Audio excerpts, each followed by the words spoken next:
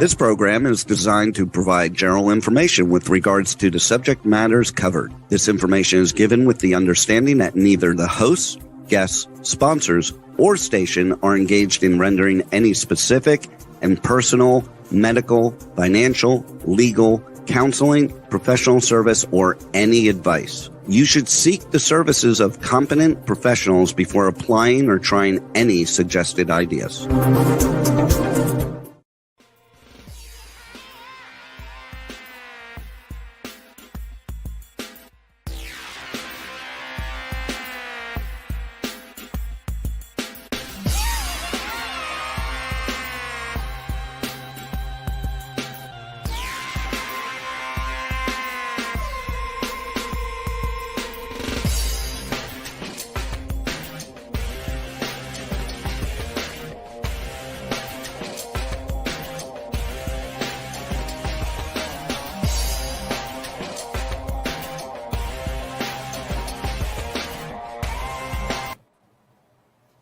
Hey there, it's Brian Sebastian, Movie Reviews and More, live from Houston, Texas from Rachel's house, which is quite interesting because we put a gathering on together.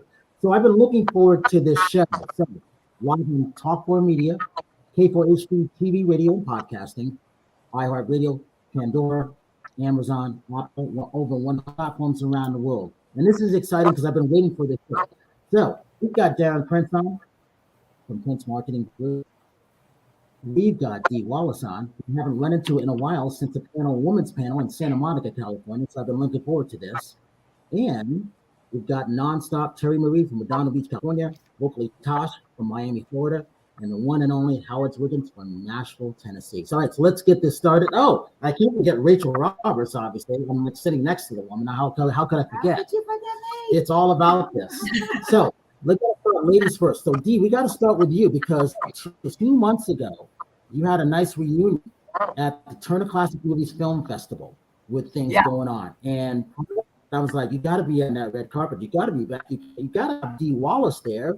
And you were. What was it like being back at the Man's Chinese, having that iconic photo with Steven Spielberg again, seeing everybody from Drew to your son, who's now a young man? I mean, that must have been great. Well, it was wonderful. You know, it's wonderful, most of all, to celebrate the film and everything that it's done for people around the world. I have so many amazing stories of how this film has changed people's lives. And so, yeah, I see the boys quite a bit. It was great to see Steven again. We missed Drew. Her kids had gotten exposed to COVID at the last minute, so she couldn't fly in. But I had just done her show the week before, so I had gotten to see everybody, right? And it was,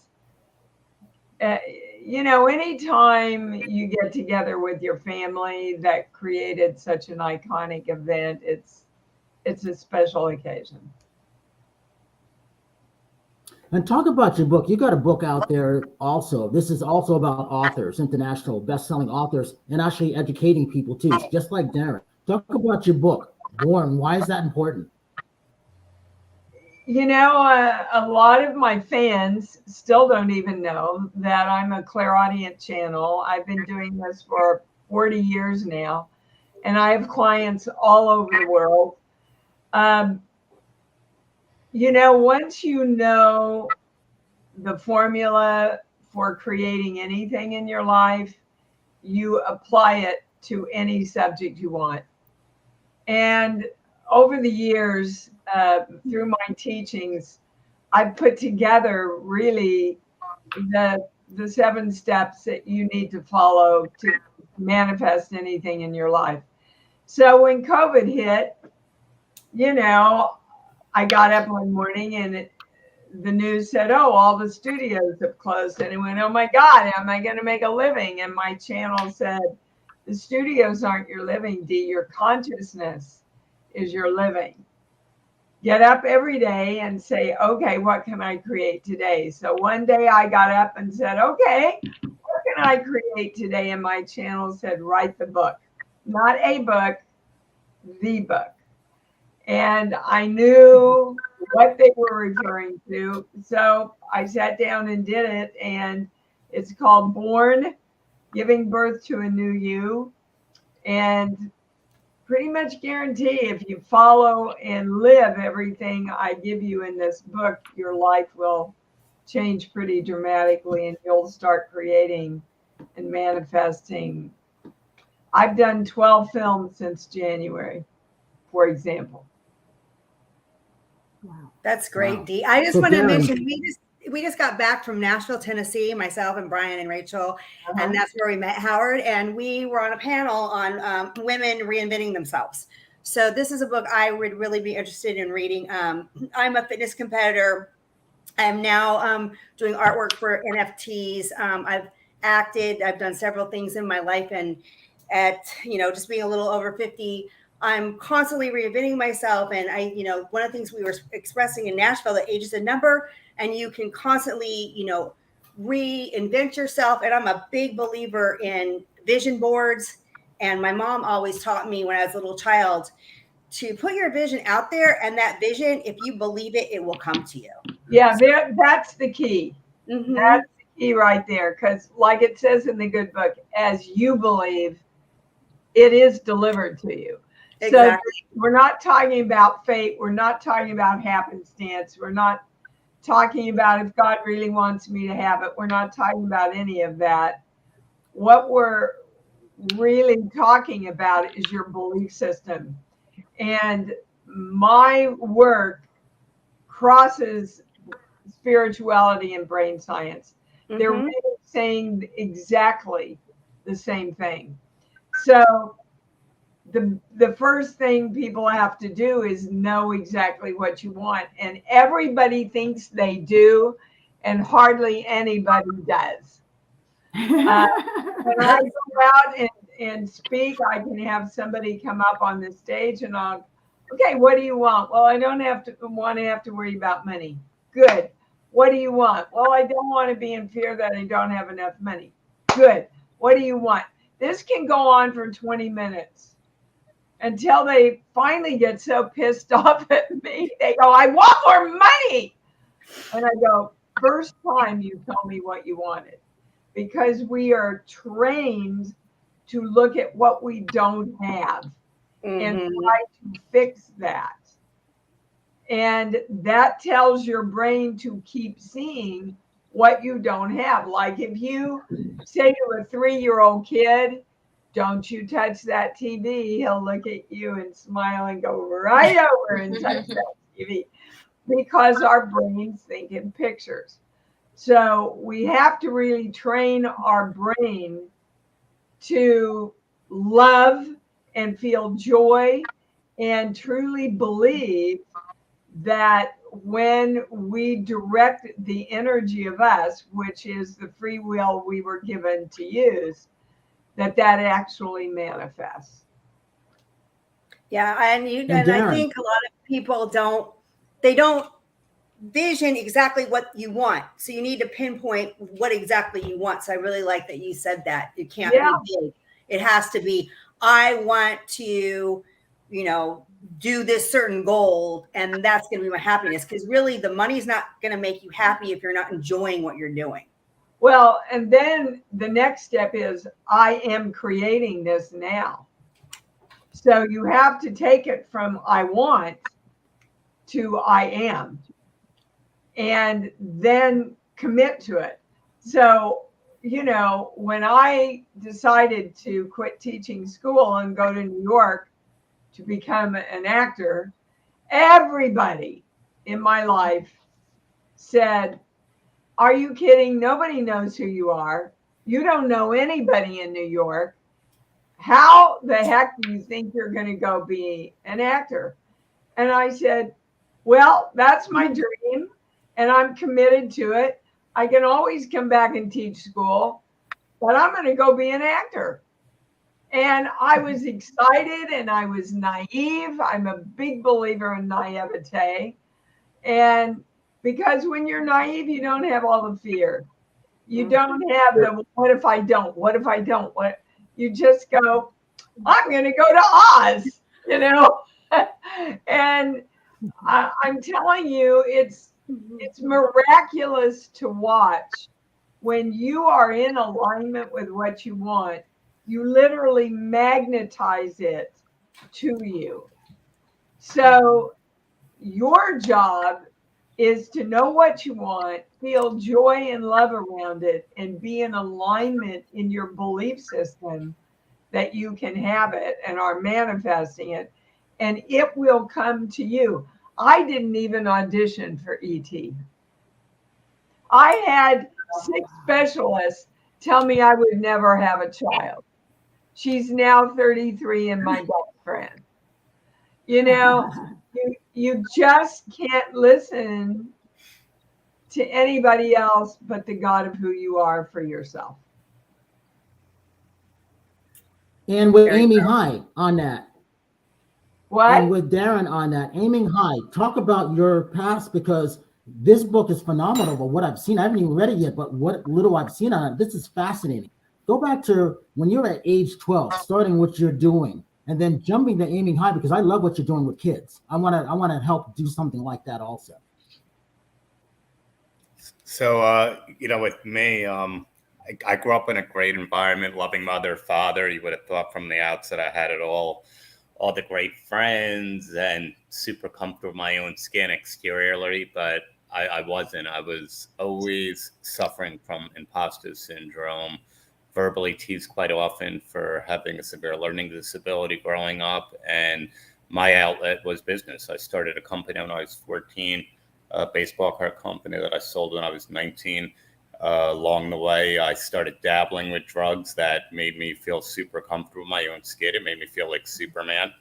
And an experiment at sleepaway camp from Demerol at 14 turned into 24 years of hell, while at the same time rising to the top of the sports entertainment business, representing some of the most iconic figures of all time, the late Muhammad Ali and Joe Frazier, Evel Knievel. To this day, Magic Johnson's my first client, your dear friend, Chevy Chase, Hulk Hogan, so many others, Charlie Sheen, and everybody see me at my worst, and now they get me on my best. God willing, this Saturday will be 14 years sober for me, and my life is all about spirituality and what I can do to be of service, because there's a reason that God kept me here. And about a year and a half after my dad passed away, I got the signs that it was time to write a book about my journey, because somebody just mentioned earlier about the monetary success and loving what you do.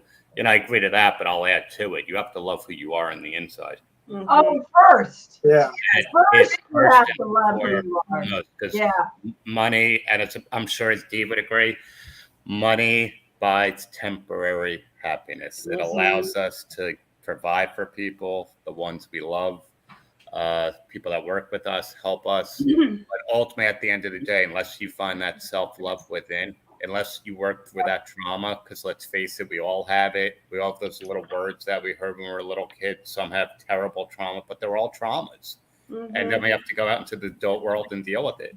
And I was always that one that got to the top of the mountaintop in my industry, but I was looking backwards at all the people that told me I couldn't, what it should have, where I was going to go, how my life wasn't going to work out, that I was no good. And it took me a lot of work, a lot of connection with my higher power that I referred to as God, because there's a reason on July 2nd, 2008, when I fell to my knees and screamed out to him for help like I never did before, to take the money, take the notoriety, take the business, because I need a single day of freedom. And if you can give me that, I will spend one day at a time for the rest of my life taking others out of hell with me. And by the grace of him, like I said, I've been doing that, pretty good for the past 14 years. You know what's interesting about that everybody has in common, is a child's brain is locked in by 8 years old. Whatever they're taught or modeled to them by 8 years old from conception is literally how they think the world works. Mm-hmm. And that creates their belief systems. And then we start building our lives on those false limiting belief systems. My dad was an alcoholic who ended up committing suicide. So I watched my mother and my grandmother take care of both their husbands for different reasons. So my belief was, oh, I get the woman in the relationship has to take care of the man. And so it took me a lot of relationships to realize that I was replaying the lesson, the message, the truth that I was taught by 8 years old, until I took it upon myself to, like you say, reinvent yourself, re-educate yourself, and move on into a higher belief system. Can I add to that, Dee? Because when I was in college, I studied psychology. I actually have a master's in psychology for my education. And we Darren, always, one thing that we discussed was Hold on, trauma. Terri. Huh?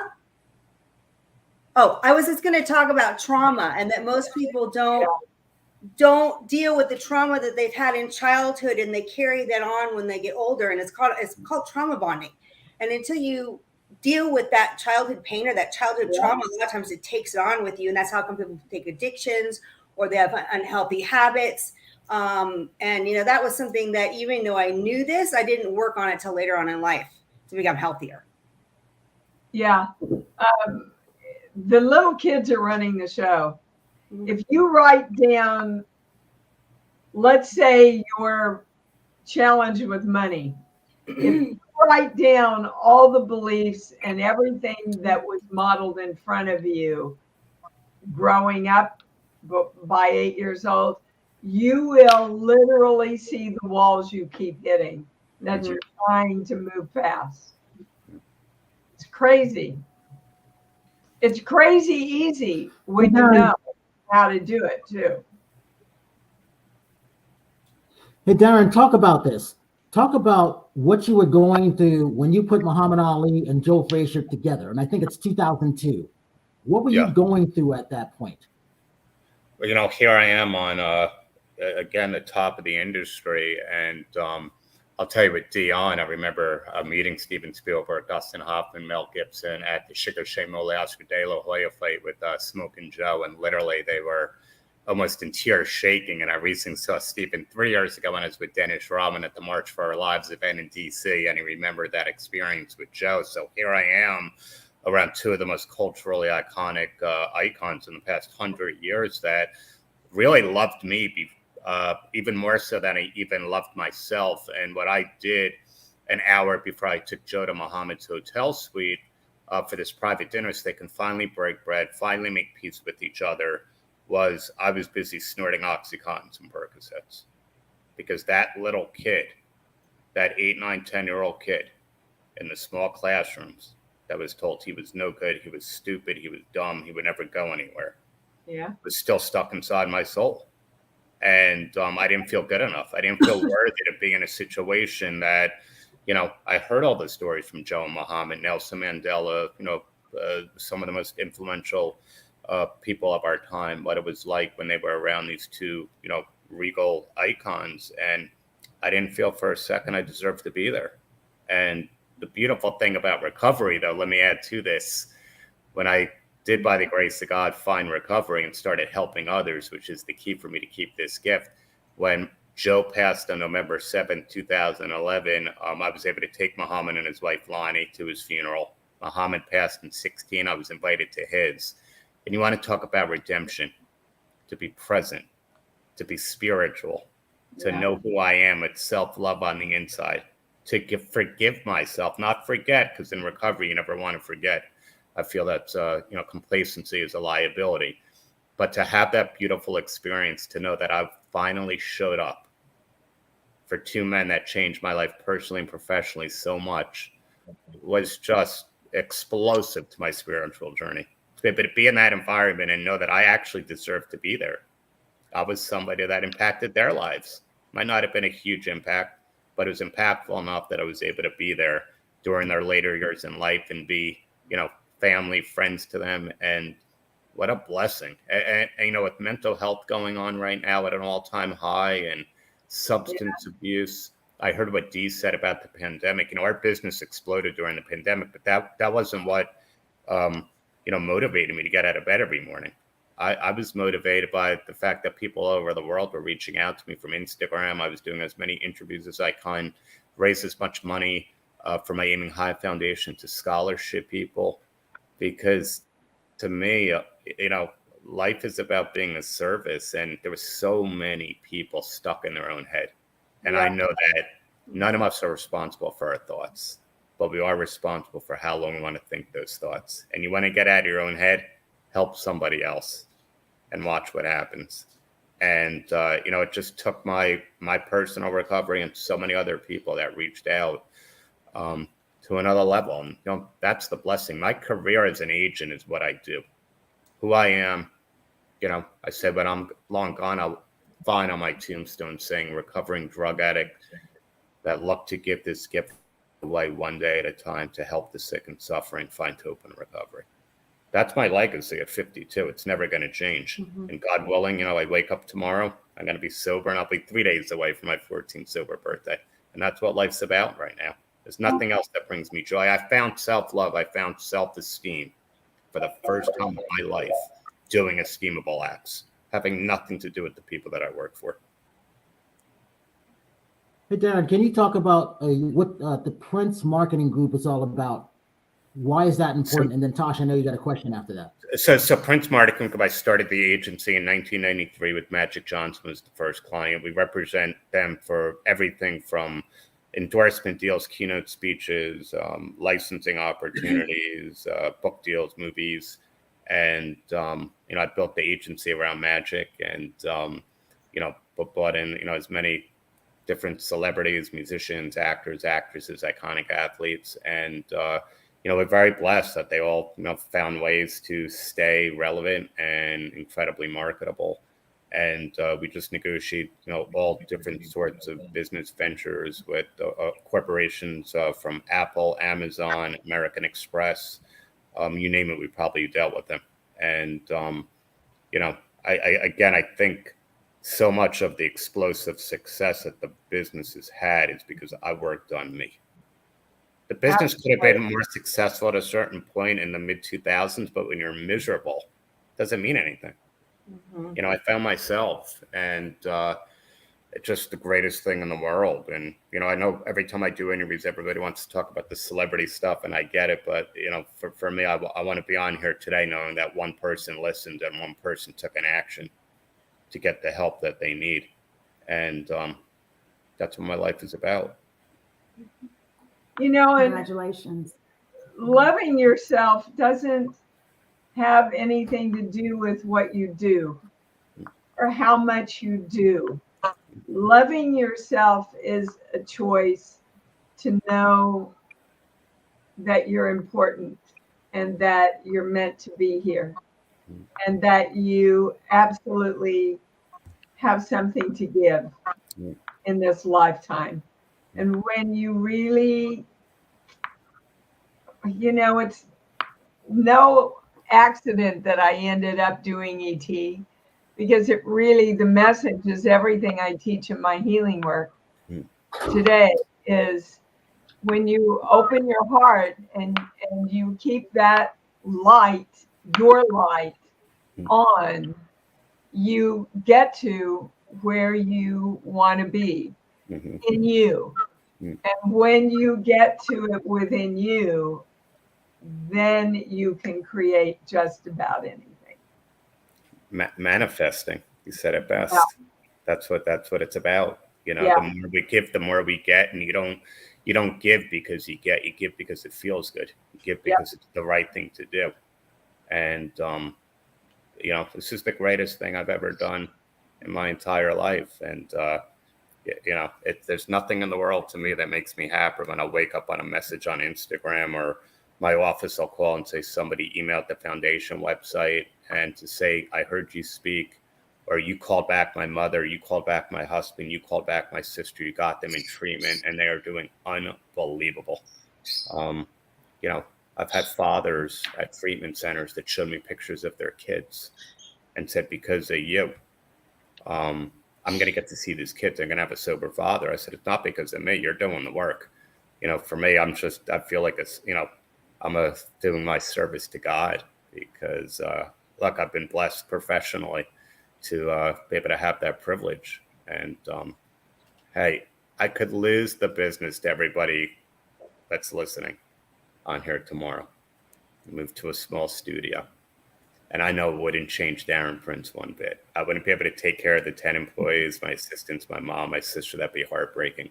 But when you find yourself in here and in here, it's a feeling. Not a lot of people go through life, as you know, Dee, that doesn't happen often. And I'm so blessed to know that I truly, I'm on that path. And this is just a week filled with gratitude, you know, not having my dad here and on the few people that I've lost along the way. And, you know, life is about perspective for me now. The glass is always half full, not half empty.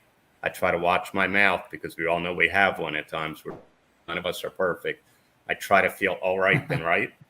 In the heat of an argument, I try to say what I mean what I say, and not say it mean. Because I don't want to get to that place of an emotional hangover.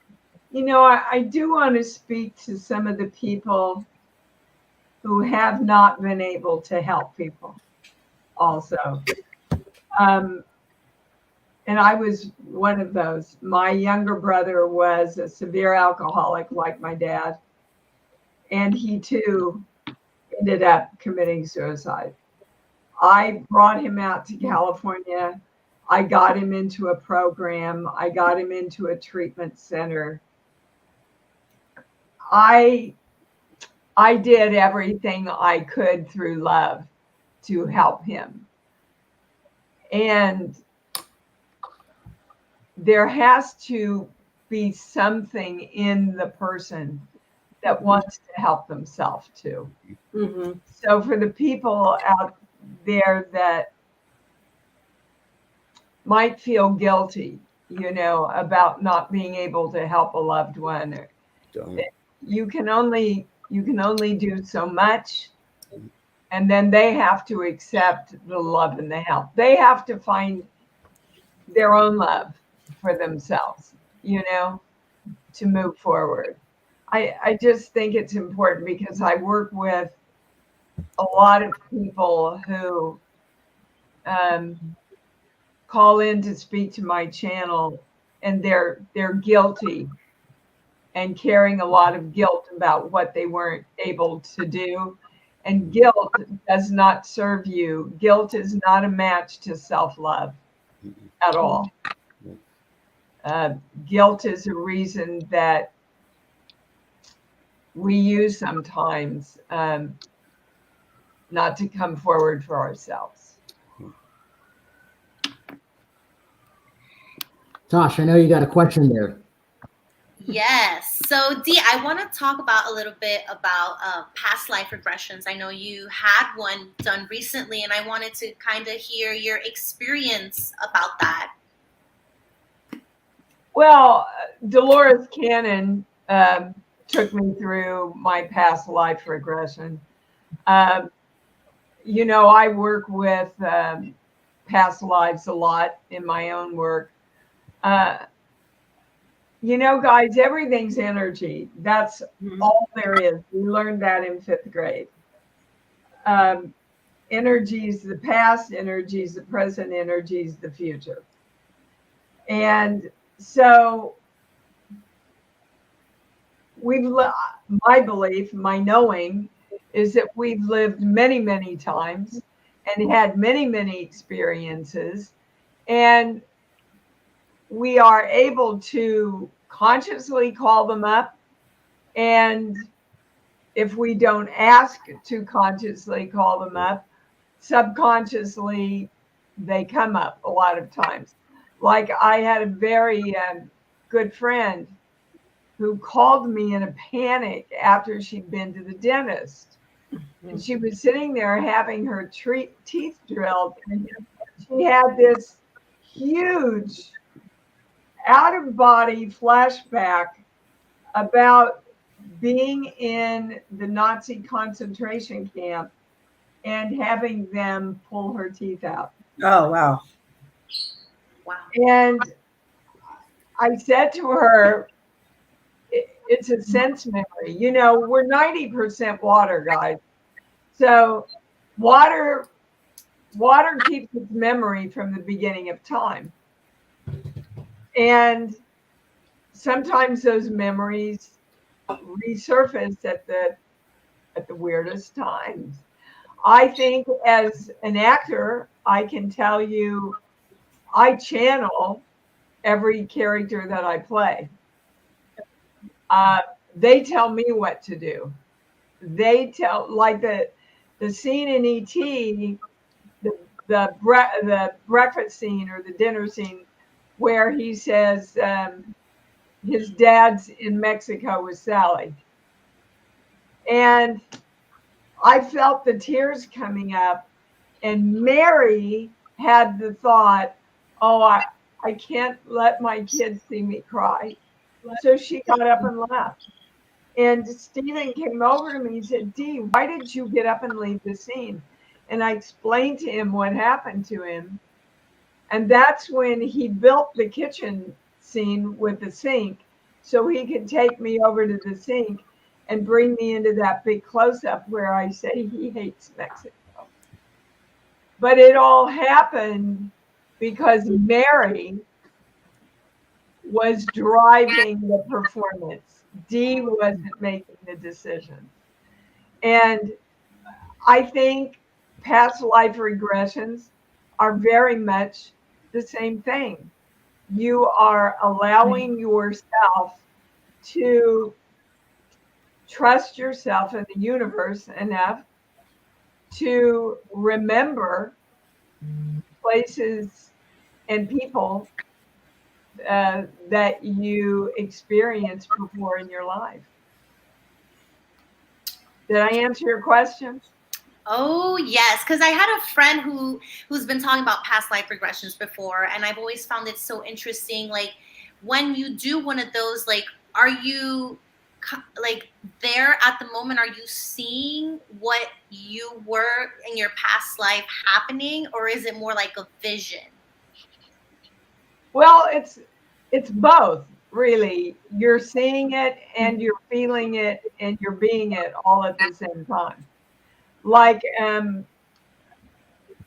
during one of the past life regressions, I was told to look down at my feet. And I looked down at my feet and they were men's feet in sandals. Wow. Because, yeah, because I was a Roman soldier in that lifetime. I can understand that. You can understand I was a Roman soldier. I am a pretty tough broad.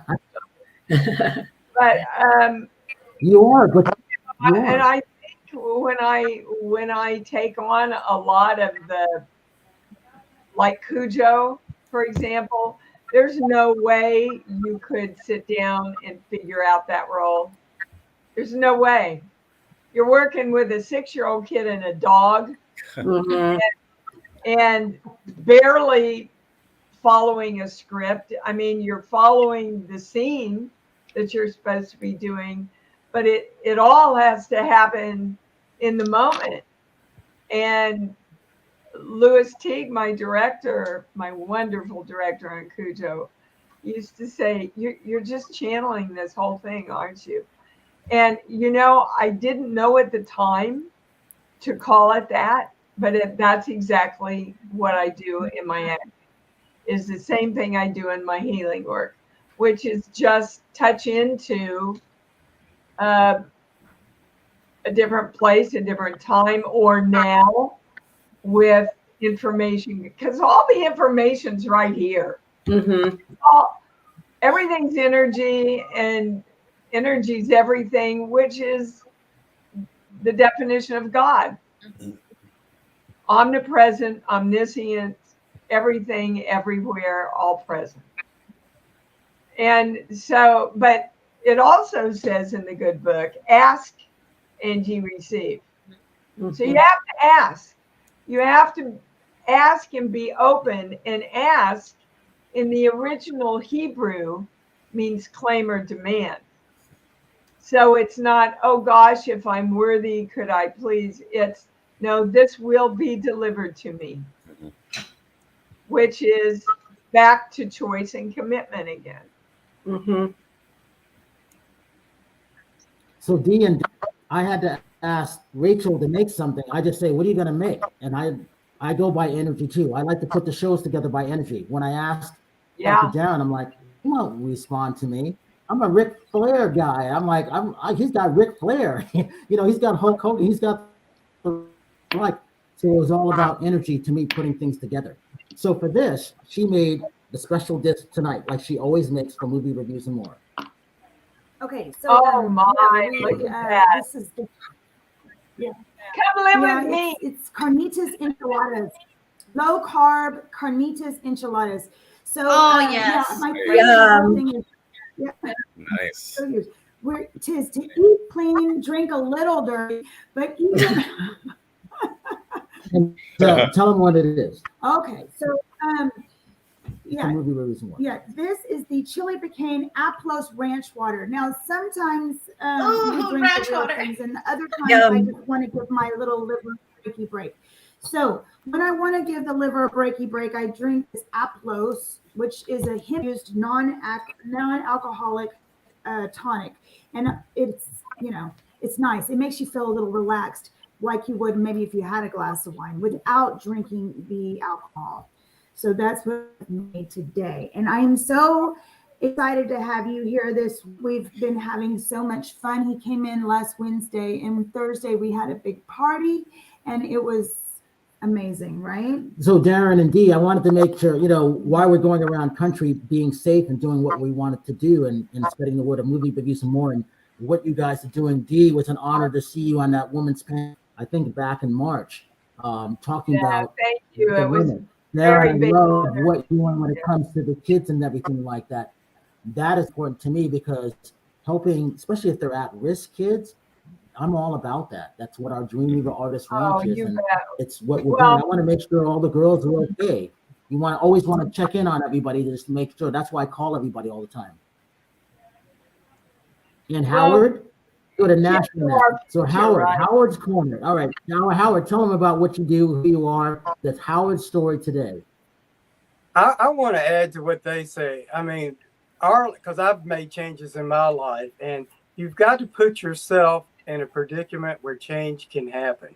You can dream all you want to, but you've got to put yourself in the position to make a change.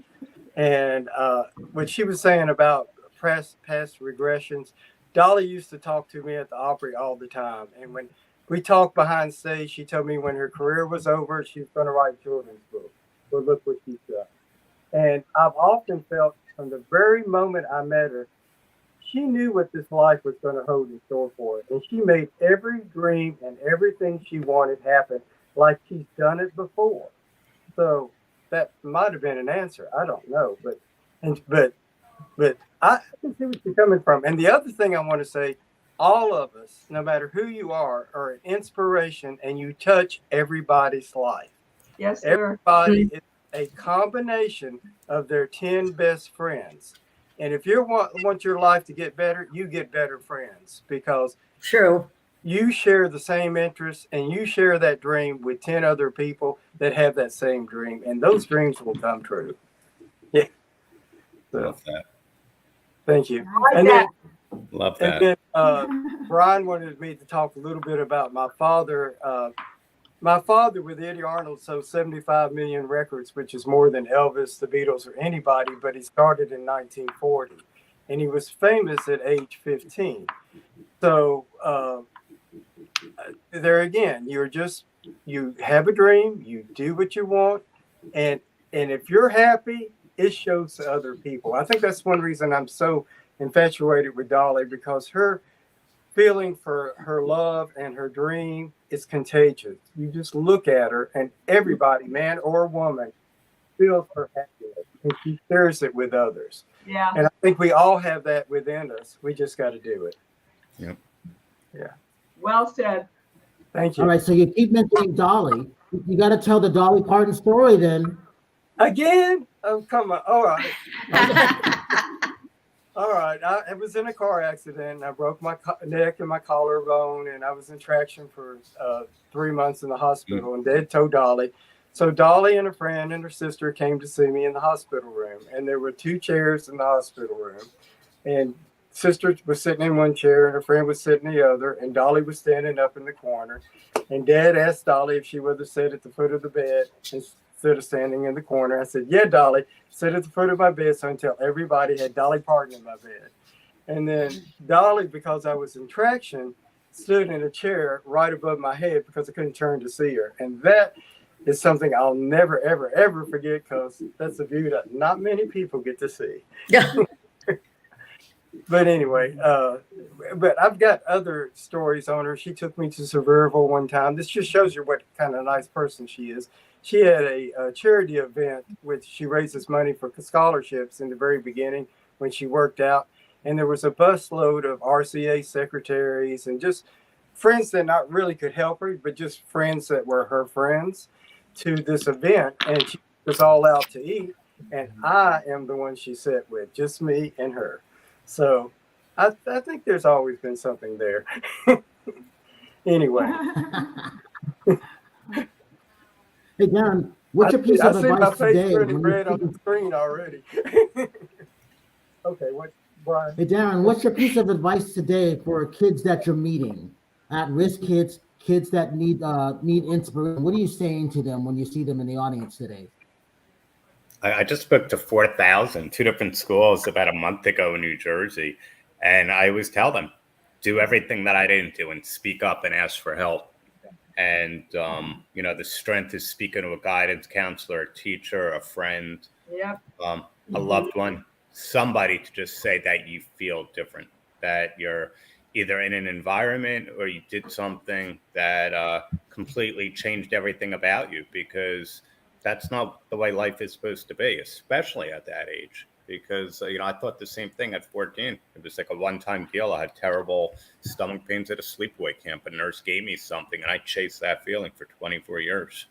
I was blessed to be at the White House a few times a few years ago during the opiate epidemic, when it was really like right in the height, and President Trump signed that big bill. And I got to speak to Governor Christie, went to my high school, and I was like, I really truly think if high schools and grammar schools and grade schools and elementary schools would implement a class on self-worth, it would change the entire trajectory of the future. That, I don't know why that doesn't happen, where everybody has an even playing field, the jocks, the nerds, all the labels that we have, and everybody can talk about the way they feel from a certain situation, and it would create such a drastic change for this youth. It would be unbelievable. I agree, 100%. Not only what do you got coming up? But not only for the youth, but for all the adults. For us, you're right. Yeah. I never even thought about that. You're right. Every age group, I mean, we have lost the ability to, let me rephrase that. We are challenged with the ability to sit down and just listen to somebody else. We feel like we have to judge them. We feel like we have to be prepared, to come back at their story, instead of just giving everybody a safe place to express from their heart what they need to express. Without feeling judged.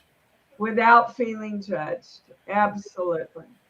Because let's face it, all our little kids inside felt judged. Yep. I say to a lot of my clients, how many of you, when you were little, how many of you heard, you're fabulous and you're magnificent. You ask for everything you want, sweetheart, and we'll listen. No, none of us were taught that. Pretty much sit down, shut up. Kids are supposed to be seen and not heard. And And then we wonder, we get to 30 and we go, why do I need a drug to push through and get what I want? Why can't I even know what I want? Why can't I express what I want? Well, the little kids in us are going, don't do that. Don't do that. They don't like you if you do that.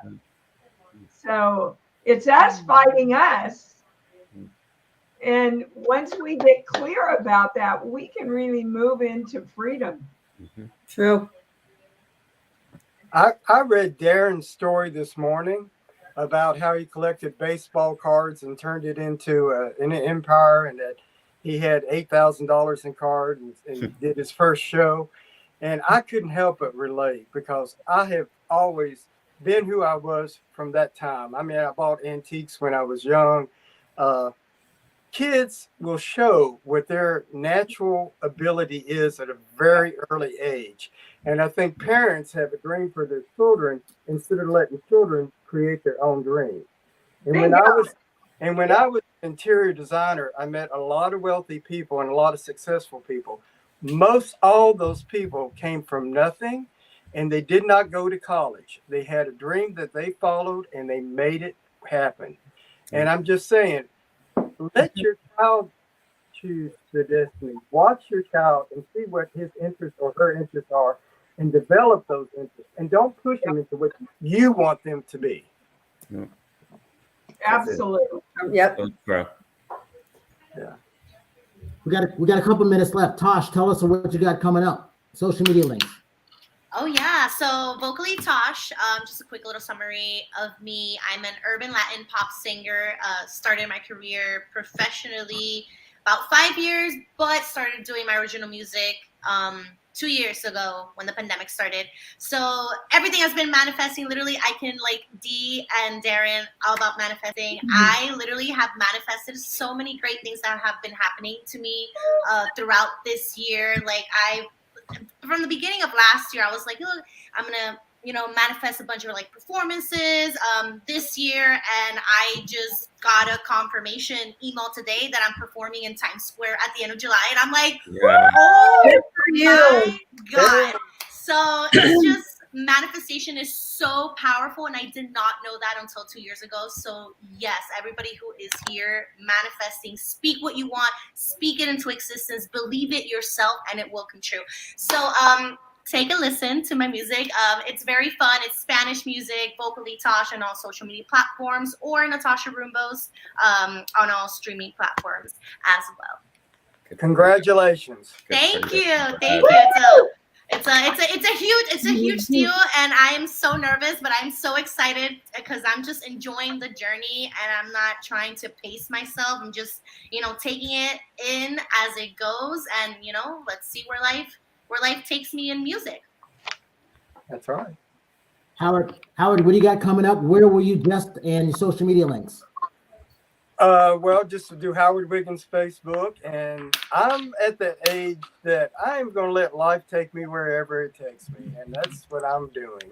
Just whatever it comes my way that I enjoy doing and share with others.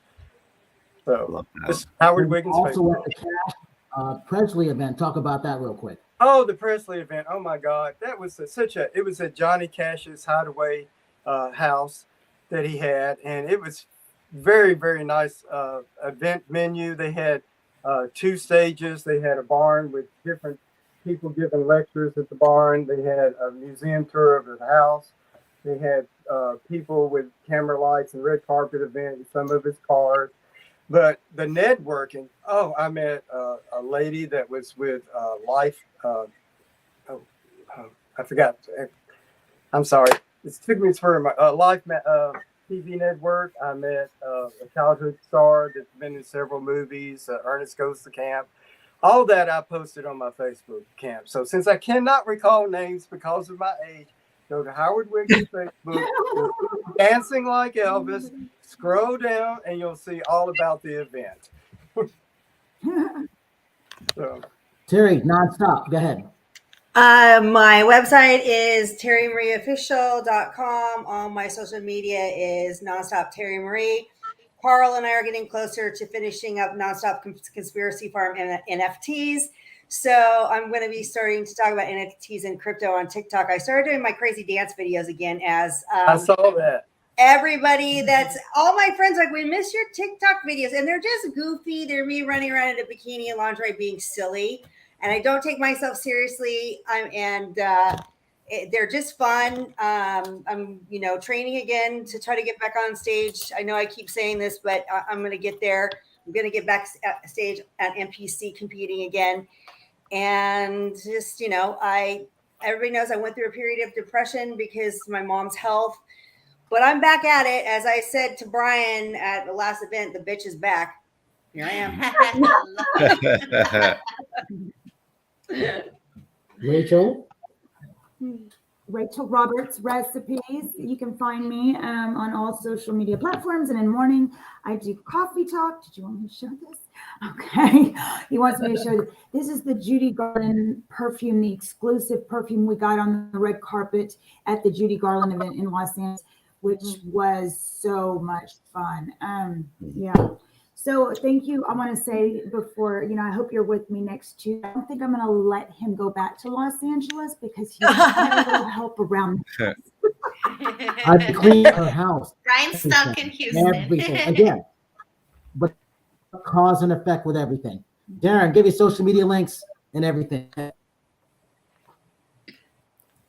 Instagram is @agent_DP. My foundation website is www.aiminghighfoundation.org. And if you want to find out about the business side of things, printmarketinggroup.com. And the one and only Dee Wallace. Go ahead, Dee. Okay, my Instagram and my TikTok is @Dee Wallace, at the Dee Wallace. Sorry. My website is iamdeewallace.com. If you're interested in Born, you can get it on Amazon, or you can email me and I'll inscribe it to you personally through my website. And I would love everybody to listen to my radio show. I just did my 650th. Wow. So every Sunday morning at 9 a.m. Pacific time, you can call in and talk to the channel and ask. There's nothing off limits, nothing. You can ask about anything that you'd like to know about in your life. And I've got 12 movies coming out and a big limited TV series called The Deeper Look that's really exciting. So I'm a little busy hamster. Keep life going. And I want to thank everybody. Sorry. And I want to thank everybody for coming on tonight. So as I say this, don't be afraid to follow everybody. Don't be afraid to subscribe. Have a good night tonight. Have a better day tomorrow. And if you see someone without a smile, please give them one of yours because the world needs it. I'm Brian Sebastian. This is Movie Reviews and More, and we will see you next time. Thank you, everyone. Thanks, everyone.